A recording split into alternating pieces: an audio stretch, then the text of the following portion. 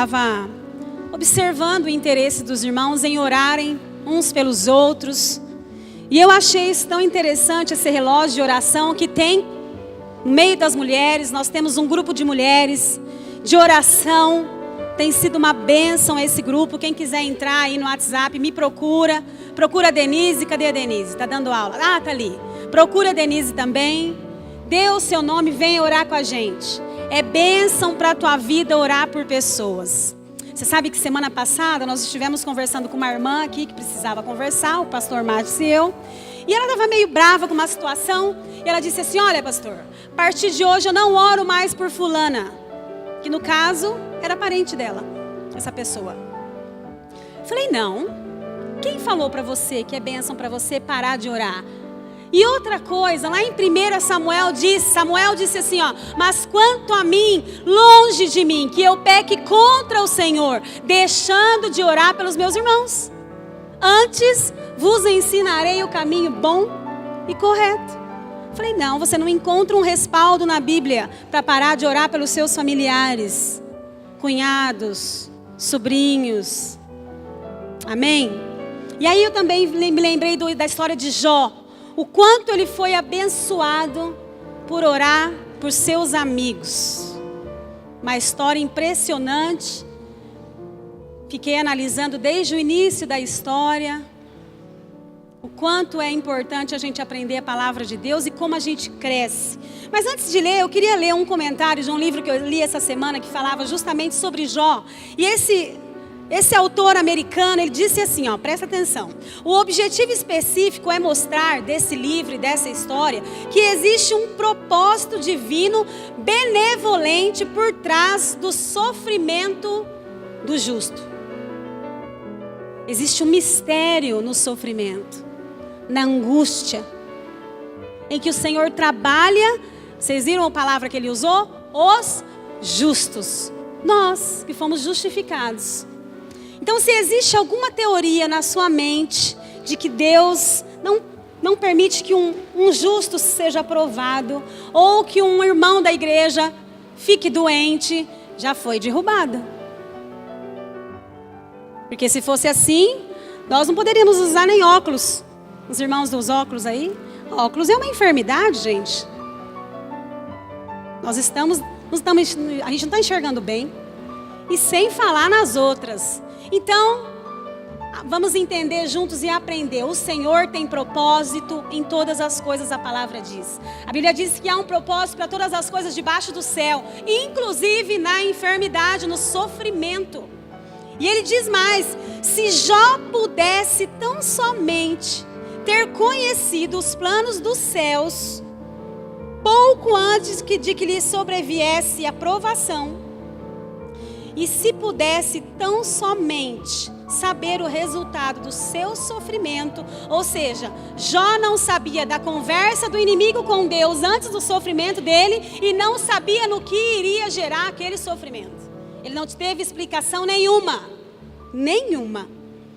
E aí, teria reagido a tudo de uma forma muito diferente. Aí ele coloca uma ressalva: Jó não sabia. E ele continua dizendo: se Jó soubesse, não haveria lugar para a fé. Se ele soubesse, ele jamais poderia ter saído como ouro purificado. Por trás de todo o sofrimento do justo, existe um elevado propósito de Deus. Existe um propósito. E eu comecei a observar a história de Jó, uma história de sofrimento, onde ele perde tudo. Perde dinheiro, perde família, perde saúde, estava quase perdendo o casamento. Enterra os 10 filhos. Eu penso que essa foi a pior parte. Enterrar os filhos. E hoje, conversando no almoço com uma prima minha, ela perdeu uma filha de 4 anos, já há um tempo atrás. 4 anos mais ou menos, né? E ela falou assim: eu perdi a minha filha. Eu falei: não, você não perdeu. A gente só perde aquilo que a gente não sabe onde está. Mas a gente sabe onde está a sua filha. Ela está no céu. Mas um dia ela vai se encontrar com o Senhor. Quando você se encontrar com o Senhor, nós a veremos. Talvez não nos lembremos, não é? Mas um dia estaremos todos diante do Senhor. Amém? Abra sua Bíblia então em 1 Jó. Nós vamos ler uma história interessante, porém verídica, entre um diálogo com Satanás e o nosso Deus. Uma dica muito importante: quando você passar por um problema, adore ao Senhor. Não critique a sua igreja que não está te ajudando. Talvez não é para te ajudar mais. Não critique quem não está com você. Não critique se você foi mandado embora. Você vai saber por quê. Jó 1, vamos ler juntos. Na terra de Uz havia um homem chamado Jó. Era um homem íntegro e justo. Presta atenção quem era esse homem. Íntegro e justo. Temia a Deus e evitava o mal. Tinha ele 7 filhos e 3 filhas. E possuía 7.000 ovelhas, 3.000 camelos, 500 parelhas de boi, 500 jumentos. E tinha muita gente ao seu serviço. Era o homem mais rico e poderoso do Oriente. Quem fala isso sobre Jó? O autor do livro. É o autor do livro que fala. Claro, divinamente inspirado por Deus, mas não é Deus que está falando aqui. Mas vamos continuar. Vai lá para o versículo 7 agora. O Senhor disse a Satanás. De onde vem? Satanás respondeu ao Senhor: de perambular pela terra e andar por ela. Então eu aprendo aqui, nós, que Satanás está andando. A Bíblia diz que ele está ao nosso derredor, bramando como um leão, porque ele não é o leão. O leão da tribo de Judá é o nosso Jesus, amém? Como um leão, pronto para pegar aquele que der uma brecha. Disse então o Senhor a Satanás: reparou em meu servo Jó? Gente, ninguém estava falando de Jó. O Senhor puxa papo com Satanás e falou assim para ele: você viu meu servo Jó? Eu já vi muitas pessoas contarem papo para os seus filhos, para os seus amigos. Agora, para o inimigo é a primeira vez. Quem já não contou papo de um filho aqui? Eu já contei, gente. Se você ver como minha filha fala inglês, com todo orgulho. Eu paguei, eu levei para fazer. Então eu fiquei toda orgulhosa. Agora, contar papo dos nossos filhos para um inimigo. Você viu meu servo Jó? Não há ninguém na terra como ele. Irrepreensível, íntegro, homem que teme a Deus e evita o mal. O próprio Deus repete o que o autor fala no versículo 1, só que ele melhora ainda. Melhora, põe mais peso ainda. Aí eu comecei a pensar na minha casa. O que será que Deus pensa da gente? O que Deus pensa sobre você? Deus está lendo todos os seus pensamentos. Todos. Deus conhece todas as suas intenções. Todas elas. Outro dia fizeram uma pergunta para mim na EBD e falou assim para mim, adolescente: Marga, Deus ama tanto a gente. Falei: opa, João 3,16. Ele amou o mundo tanto, tanto que deu o seu único filho. Então por que acontece tanta catástrofe? Tanta morte? Falei: olha, eu vou te falar uma resposta rasa, porque nem sou teóloga, mas eu vou te falar uma coisa. Quando você foi dormir, todos os seus pecados da semana passada, Deus viu e ouviu. De 6 meses atrás, Deus viu, assistiu e ouviu. Você acordou cega ou não? Não. Você acordou faltando uma perna ou não? Não. Então Deus é amor. Porque tem pessoas, a gente pensa cada coisa desnecessária. Pensa, eu sei que pensa, na hora do nervoso, nossa, pensa assim, por que não morre? Eu sei que você pensa, porque eu também penso. Irmãos, a gente é tudo crente, maduro, mas a gente sabe das nossas limitações. Mas um crente como você e eu, Senhor, tem misericórdia do que eu estou pensando. E já repreende em nome de Jesus. Porque os seus pensamentos se tornam em palavras, as suas palavras vão se tornar em atos, os seus atos, as suas ações vão virar hábitos. E os seus hábitos moldam o seu caráter. Por isso, cuidado com o que você pensa.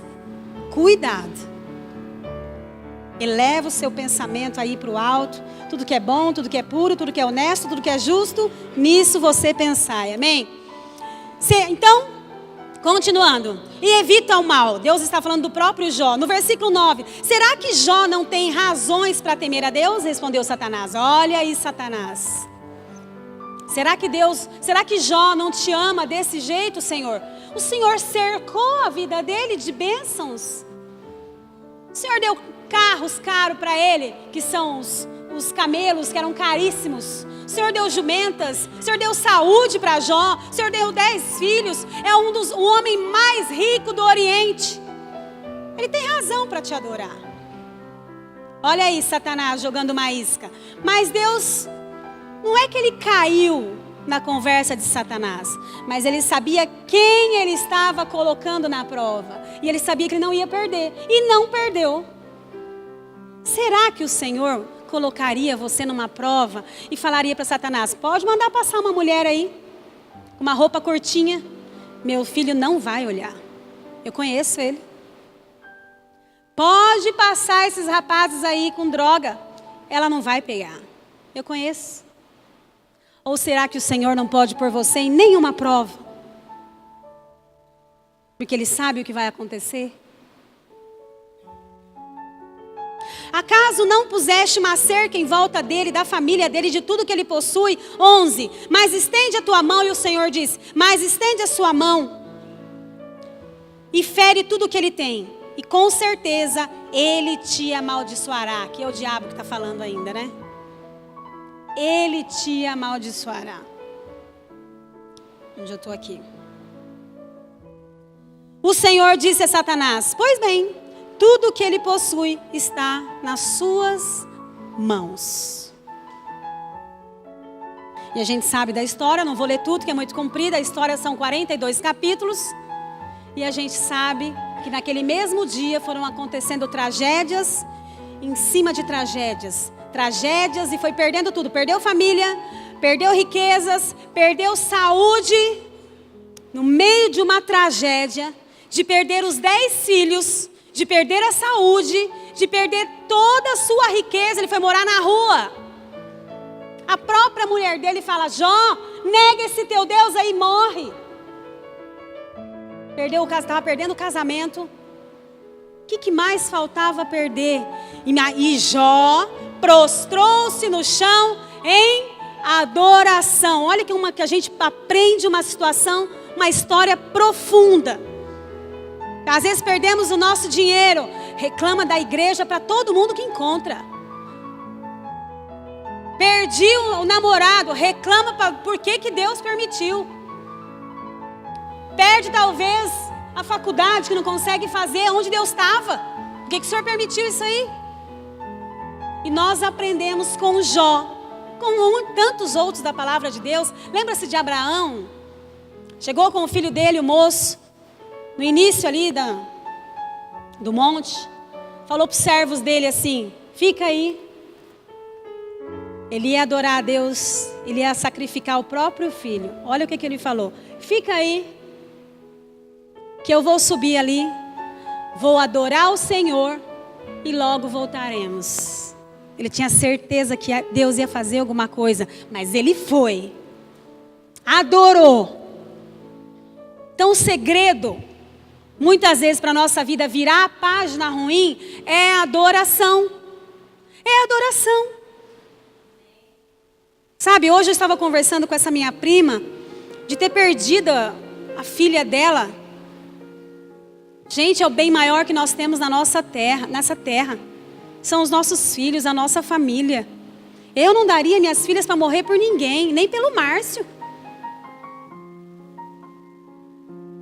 E às vezes a gente, conhecedores da palavra, não tem paciência com o próprio filho nosso. Não tem paciência. Na provação, gente, tem paciência. filho está dando trabalho, tem paciência. Sabe o que a minha prima falou? Ela é policial.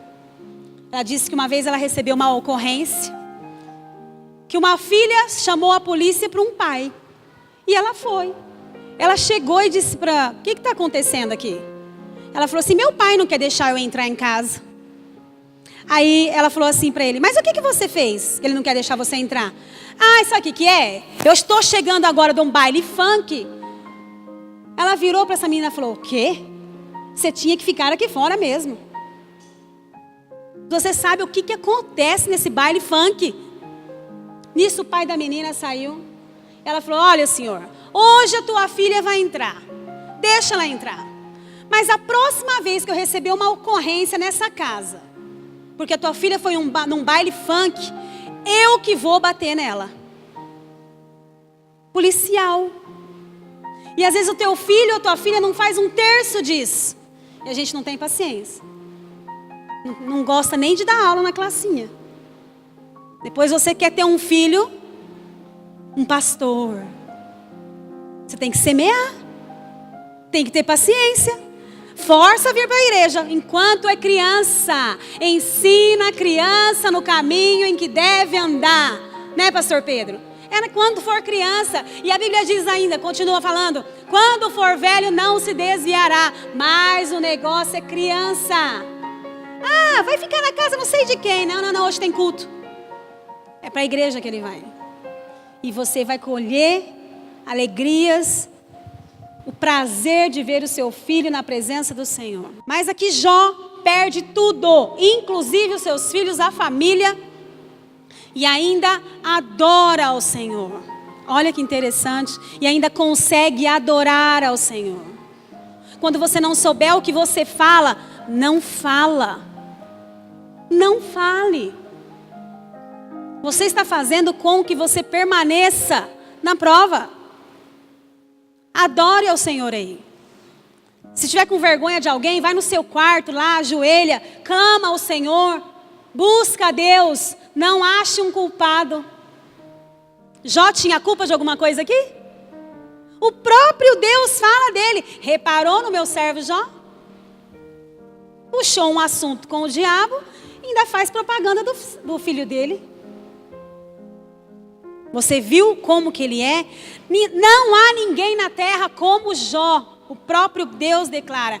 Irrepreensível, íntegro, homem que teme a Deus e se desvia do mal. Esse é o nosso papel como crente. Amém? Amém. E aí, Jó, nesse sofrimento, na rua, se coçando com um caco talvez de telha, não sei, um pedaço de pedra, não sei. Ficaram sabendo alguns amigos da situação de Jó e foram visitar Jó. Olha o que acontece. Jó 2, 11. Abra sua Bíblia. Jó 2, 11. Amém? Quando 3 amigos de Jó, Elifaz de Temã, Bildade de Suá e Zofar de Naamate, souberam de todos os males que haviam atingido, ou seja, de que Jó estava passando, saíram cada um da sua região e combinaram encontrar-se para mostrar solidariedade a Jó e consolá-lo. 12. Quando o viram à distância, mal puderam reconhecê-lo e começaram a chorar em voz alta. Cada um deles rasgou o manto e colocou terra sobre a sua cabeça. Depois se assentaram no chão com ele durante 7 dias e 7 noites. Ninguém lhe disse uma palavra, pois viam como era grande o seu sofrimento. Ficaram vendo ali. A Bíblia diz que a boca de Jó fedia, que saíam vermes da sua pele, tudo infeccionada. E o que Jó fez? Você sabe, irmãos, que enquanto eu lia este livro desse autor americano, ele fala que existe um mistério na dor, em que Deus trabalha nas nossas vidas através do sofrimento muitas vezes. E eu tenho nesse período estado lá na Santa Casa e orando pelos enfermos. Irmãos, é cada história. Cheguei num quarto assim um dia, quarto grande. Falei, boa tarde pessoal. Falei para eles, boa tarde. Falei, olha, eu faço parte da Operação Alegria, nós viemos orar com vocês. Quem gostaria de receber uma oração? O pessoal gritou, amém, amém. Parecia que estava num culto. Vai vendo. Falei, você que consegue levantar a sua mão aí, levanta a sua mão. Vamos adorar o Senhor com o pouco que você consegue, amém?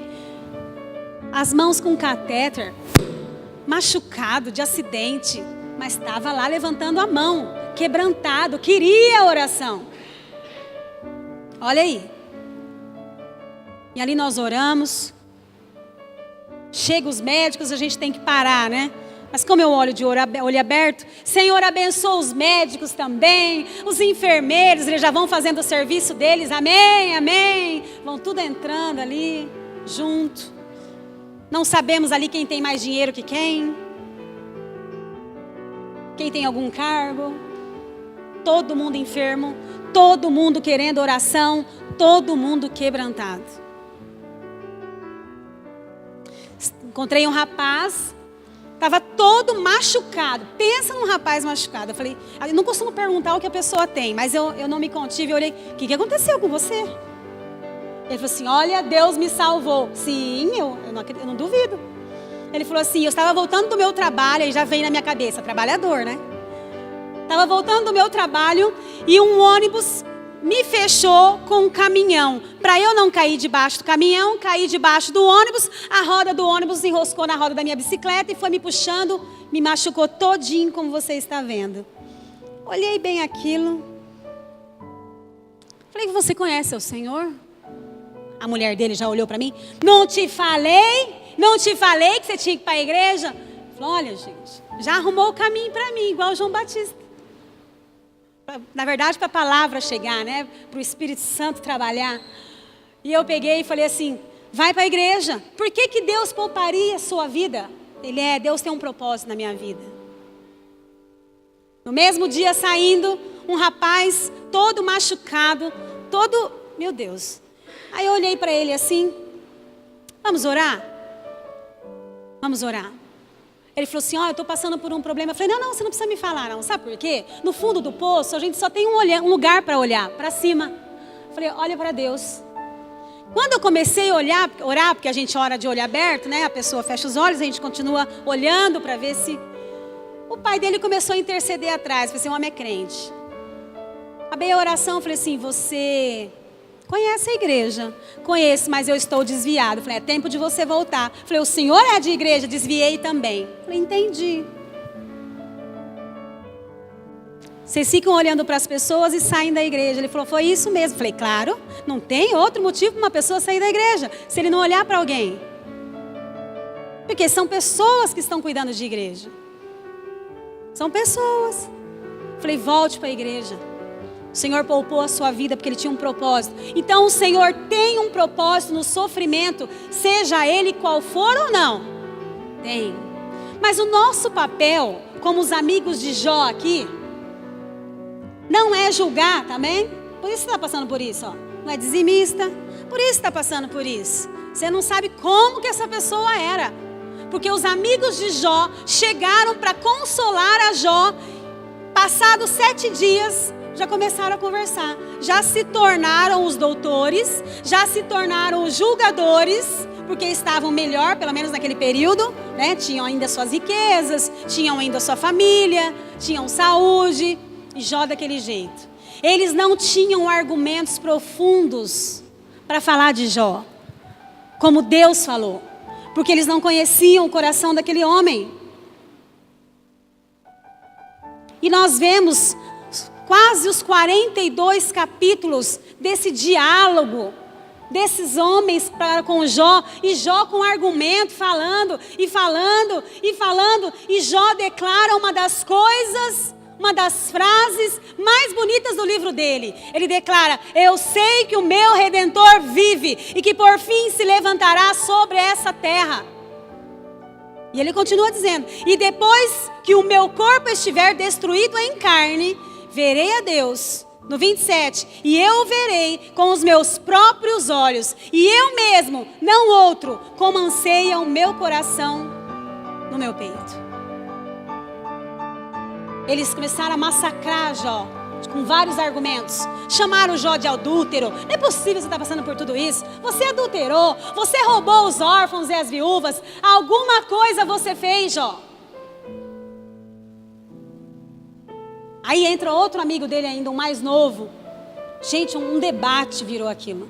Até que no versículo 39, entra Deus na história, num redemoinho, e a Bíblia diz como um som de muitas águas, e começa a falar para todos aqueles homens. Deus até então estava no silêncio. Deus resolve se levantar. Bastou aquela conversa todas dos 4, Jó, os 3 amigos e mais um, 5. Deus entra na história.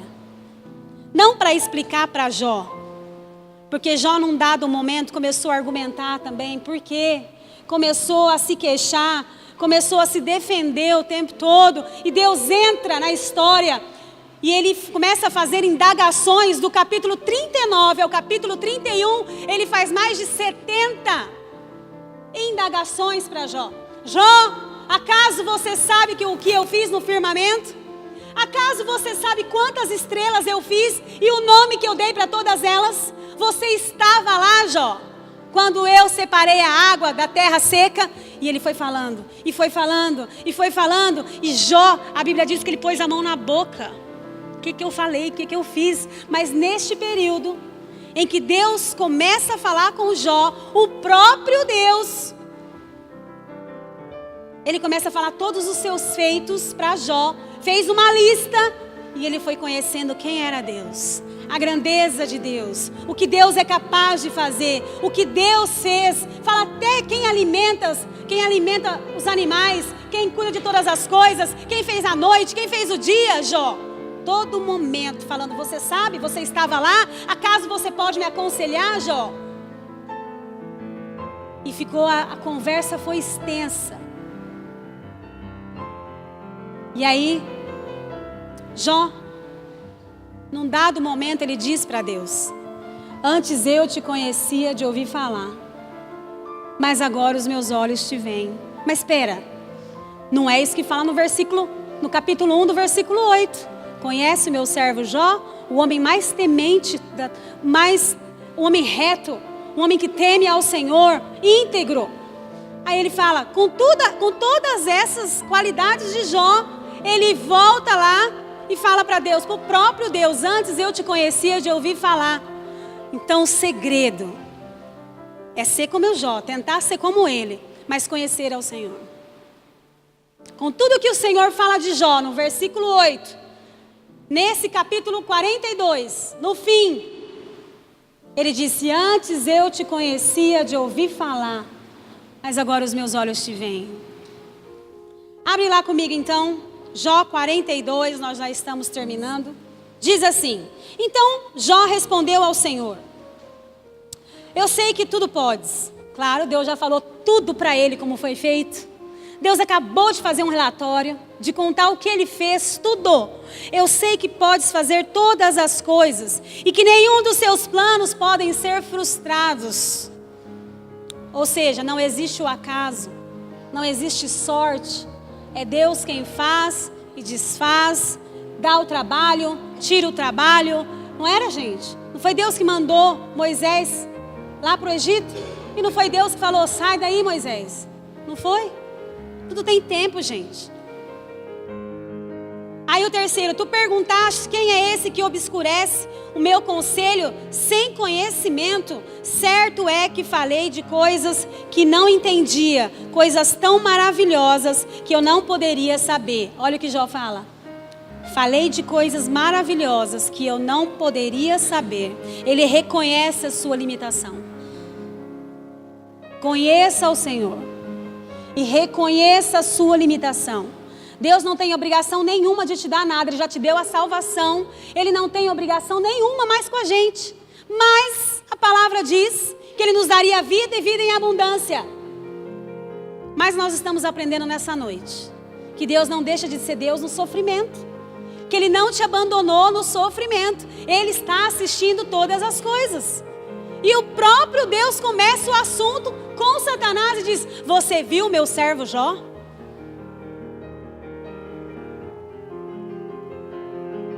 Homem reto, justo, íntegro.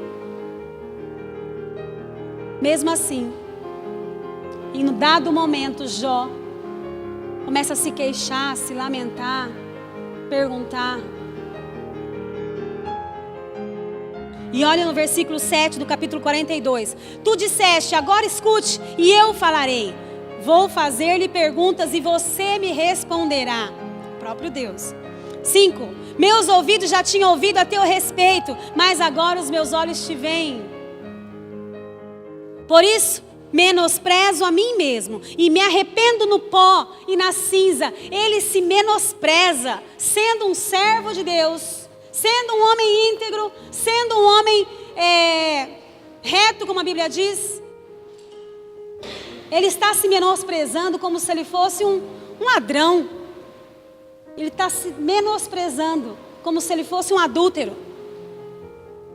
Conheceu a grandeza de Deus. Por isso, conheça o Senhor de verdade. Conheça o Senhor. Ele é capaz de muito mais do que nós podemos imaginar. A Bíblia diz, porque para Deus não haverá impossíveis.